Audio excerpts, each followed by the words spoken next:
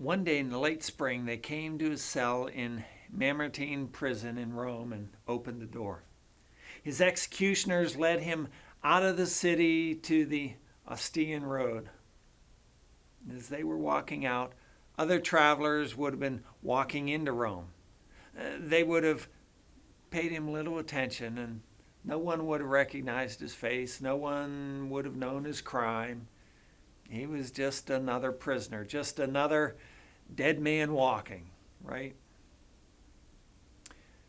Well, after traveling a few miles out, the executioners would have stopped and a block would be laid down and his head would be placed upon it. A sword would be raised, and in an instant, the head of the most influential writer of all times would have rolled upon the ground. Paul had known his share of suffering, but he didn't shrink back from his calling.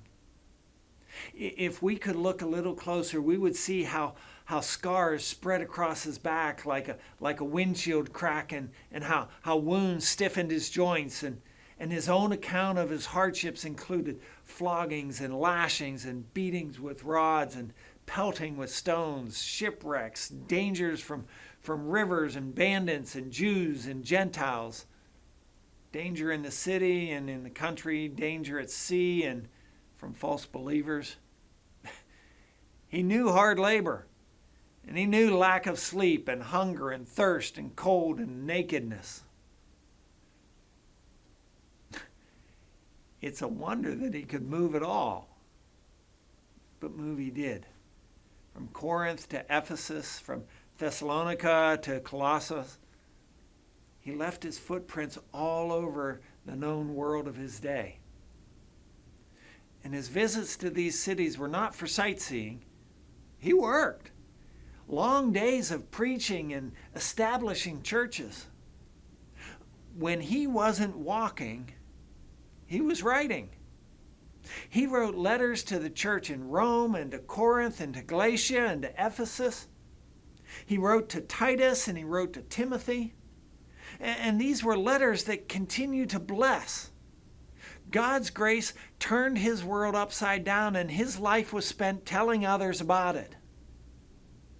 Until that day on the Ostian Road when he drew his last breath.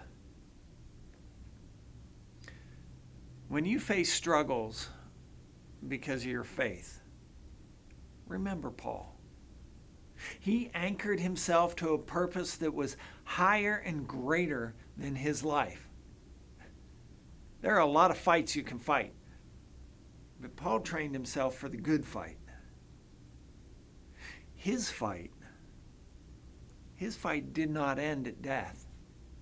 His writings have encouraged and exhorted and educated followers of Christ up through today and for all of the tomorrows to come.